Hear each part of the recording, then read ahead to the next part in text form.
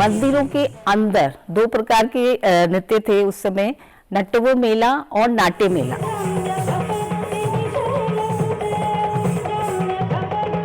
नाट्य जो होता है वो नाट्य रूपांतरण, जैसे कि भाव भंगिमाएं होती हैं उसमें, और फेशियल एक्सप्रेशन जिसे कि हम नाटक कहते हैं। पार्वती तनयं दिव्यं शंकरानंद वर्धनम गणेशं तं हृदा वन्दे शुभं विघ्न विनाशनम।